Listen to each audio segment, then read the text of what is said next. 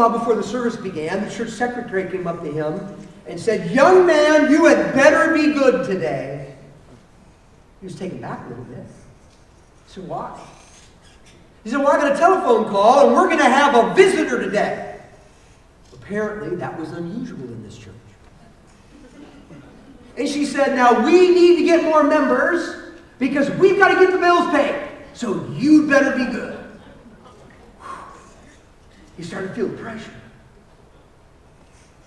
Shortly before the service was beginning, he found himself standing out on the sidewalk in front of the church with the elder who was kind of looking out for him that day.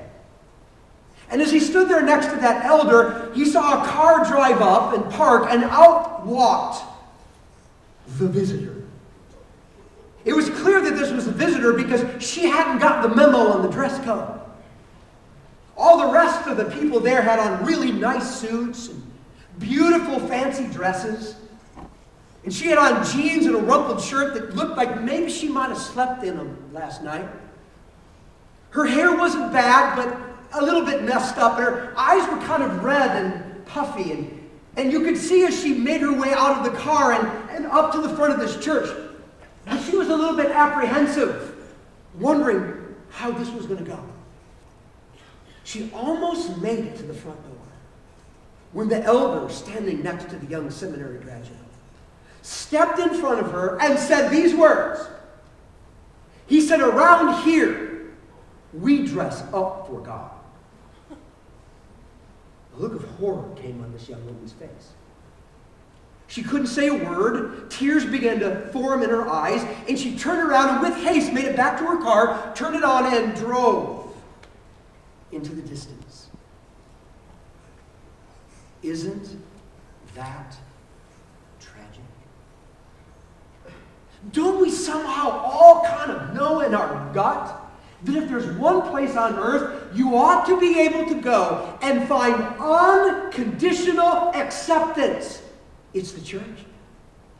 Doesn't something in our spirit just let us know that if you're ever going to go anywhere where you can be accepted as is, it's the church? And the reason this kind of makes sense to us is, after all, that's the heart of Jesus. Unconditional acceptance as is.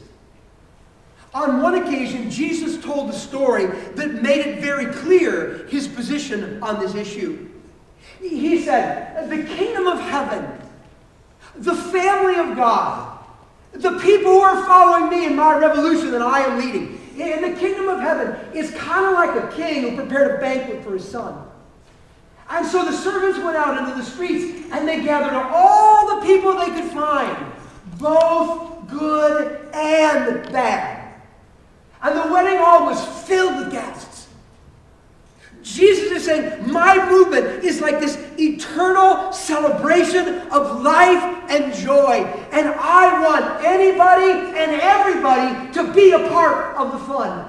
And I want you to go there, and anybody you can find, I don't care what they like, good, bad, doesn't matter. Pretty, ugly, doesn't matter. Scarred, good life, irrelevant. Come as is.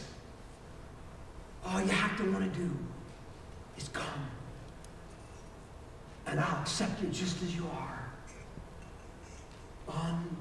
Unconditionally. That's the heart of Jesus. It's the heart of God. But oh, so often, the heart of Jesus is not the message of the church. Messages that are sounded from pulpits or music lecterns or whatever I happen to have in front of me on a given Sunday. Messages that are sent by people as they gather. Glances, words, actions, values, attitudes. Messages that really tell people, if you don't measure up, you can't cut it around here. Messages of judgment. Messages of condemnation. Messages that simply say, if you can't cut it, you don't fit here. how often that is the message of so many churches. This is a big problem. When the messages, officially or unofficially, are sent from churches that don't echo the heart of Christ. See, here's the deal, everybody. People already feel guilty. You and I don't have to do anything to create that. They already feel shame. They already feel condemned. They already feel judged. Listen to how this one guy put it writing a long time ago.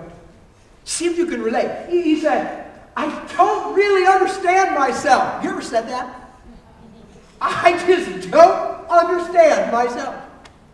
I mean, for I want to do what is right, but I don't do it. And instead, I do the very thing I hate. I want to do what's good, but I don't.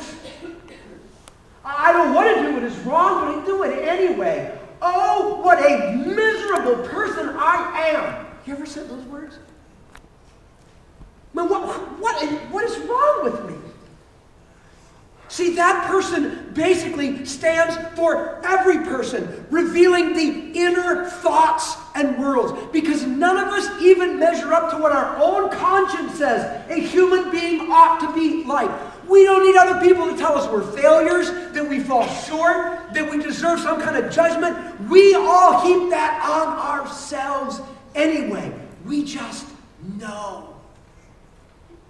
People don't have to go to church to get that message. They often get it when they go. But you know, there's something that people don't naturally understand. They don't naturally feel. They don't naturally get. What people don't naturally get is grace. Grace. And what is it? Remember back a couple of months ago when another hurricane was tracking through the Gulf of Mexico?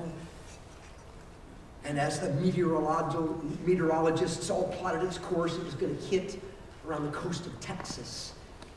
And they issued an evacuation notice because, after all, we remember Katrina, right?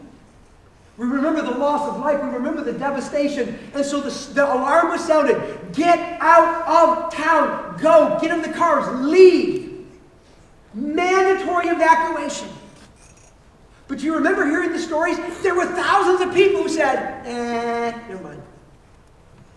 I'm going to ride this one out. All the doom and gloomers out there. It's not that bad. I've been through weather before. I'm sticking this one. I'm not leaving my property. And so they stayed. And sure enough, this incredibly powerful hurricane sweeps on shore with its storm surge and its wind and its rain, and it pummeled cities, devastating property and buildings and land and landscape. And then the stories began to surface. Thousands of people who stayed are trapped. They're hurt. They're dying. What do you do? I remember when I heard that, something inside of me said, let them suffer. I mean, they weren't smart enough to heed the warnings, and now they want us to risk our lives to go get them. Of course, I think that when it's not my life being risked. But you know what the rescue workers down there did? They said, well, it doesn't matter why they're here. It doesn't matter if the reason that they're injured and battered and trapped and dying is because of the really dumb choices they made and their failure to heed the warning. It doesn't matter. They're people.